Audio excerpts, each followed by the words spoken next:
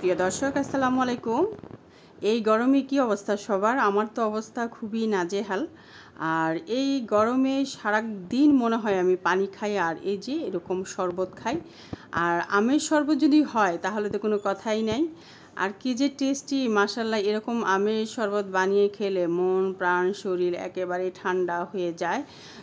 আজকে আমের শরবতের মধ্যে আমি একটা নতুন উপকরণ অ্যাড করেছি, আর সেই উপকরণের কারণেই আমের শরবতটা মাশাআল্লাহ অনেক টেস্টি হয়েছে, অনেক ইয়াম্মি হয়েছে। তো কি সেই উপকরণ সেটা জানতে হলে কিন্তু আপনাকে ফুল ভিডিওটাই দেখতে হবে। চলুন আর কথা বাড়াবো না, আমি রেসিপি করার জন্য প্রথম স্টেপে চলে আসছি। আর এই যে দেখতে পাচ্ছেন এখানে আম নিয়েছি কয়েকটা, সেখান থেকে আমি মাত্র 3টা আম ব্যবহার করব। আর এখানে একটা পিলার নিয়েছি, দেখতে পাচ্ছেন এই পিলার দিয়ে কিন্তু খোসাটাকে ছাড়িয়ে নিচ্ছি। আর এরকম একটা পিলার দিয়ে ছাড়িয়ে নিলে খুব দ্রুত এবং খুবই সহজে কিন্তু আপনি কাজটা সেরে ফেলতে পারবেন। যদি আপনি দা বা বটিও ইউজ করতে পারেন সেক্ষেত্রে আমার কাছে মনে হয় আম সিলার ক্ষেত্রে মানে খোসাটা বের করার জন্য পিলারটাই সবচেয়ে বেস্ট। তো সেই জন্য আমি এখানে পিলার ব্যবহার করেছি। তো এভাবে কিন্তু আমি 3টে আম খোসা ছাড়িয়ে নিয়েছি। আর এই যে আমগুলোকে কিন্তু এখন আমি পিলার দিয়ে ছাড়িয়ে নিব, মানে আমের থেকে আমের মাংসটাকে কিন্তু পিলার দিয়ে আমি ছাড়িয়ে নিচ্ছি, বের করে নিচ্ছি। তো যেটা কিন্তু আপনি হচ্ছে দা বটি ছুরি ব্যবহার করতেও পারেন, তবে এভাবে পিলার দিয়ে যদি আপনি এই আমের মাংসটাকে মানে গোস্তটাকে যদি বের করতে চান তাহলে দ্রুতই কিন্তু আপনি বের করে ফেলতে পারবেন। এছাড়াও হচ্ছে আমগুলো কিন্তু খুব পাতলা পাতলা করে বের হচ্ছে, এটাও একটা সুবিধা। তো হয়ে গেল এভাবে আমি 3টা আম কিন্তু ছাড়িয়ে নিলাম।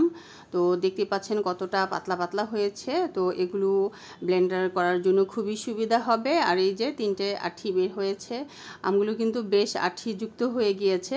তো যেমনটা দেখতে পাচ্ছেন ছোটো, বাট এগুলো কিন্তু দেখতে ছোটো হলেও কিন্তু বয়সে ছোটো না। তো ছাড়ানো কমপ্লিট। এখন আমি একটা ব্লেন্ডার জার নিয়ে নিয়েছি। এখন ব্লেন্ডার জারে আমগুলো দিয়ে দিলাম, সেই সাথে এখানে একটি কাঁচামরিচ দিয়ে দিলাম।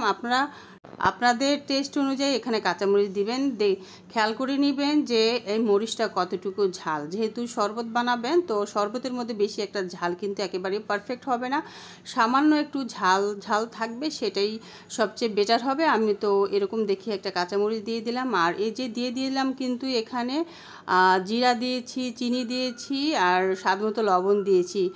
আর এই যে কি সেই উপকরণ সেটাও আমি বলে দিচ্ছি, সেটা হচ্ছে জিরা।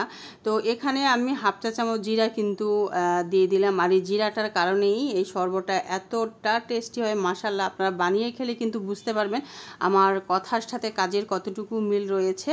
তো আমি বানিয়ে খেয়ে মাশাআল্লাহ ভালো একটা রিভিউ কিন্তু আমি আপনাদের সাথে শেয়ার করছি।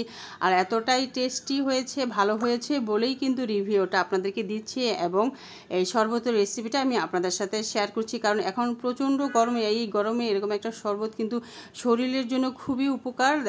আর আমাদের মন প্রাণ তো আসলেই ঠান্ডা হয়ে যায় যদি সাথে আপনি এই শরবতের সাথে যদি এরকম একটু সামান্য জিরা অ্যাড করে দেন।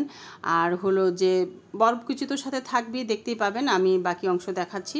তো আমার কিন্তু অলরেডি এখানে ব্লেন্ড করা কমপ্লিট। এখন আমি ছেঁকে নিচ্ছি। আর এই যে দেখতে পাচ্ছেন ভালো করে কিন্তু ছেঁকে নিতে হবে এবং ছাঁকনির উপরেও আমি পানি দিয়ে নিচ্ছি। তো ব্লেন্ডার জারে কিন্তু প্রথমে আমি 1 গ্লাস পানি দিয়েছিলাম, আর এই যে এখন ছেঁকে নিচ্ছি তো ছাঁকনির উপরে আমি কিন্তু আরও 1 গ্লাস পানি দিয়েছি। হ্যাঁ, তো দিয়ে ভালো করে কিন্তু আমি ছেঁকে নিলাম। তো এইভাবেই অবশ্যই ছেঁকে নেবেন, ছেঁকে নিলে আমের যে লাম্পস থাকে সেগুলো কিন্তু থাকবে না শরবতের সাথে। একদম ফ্রেশ একটা শরবত, স্মুথ একটা শরবত কিন্তু বের হয়ে আসবে, এই জন্য অবশ্যই ছেঁকে নিতে হবে। তো যেমনটা আমি ছেঁকে নিয়েছি।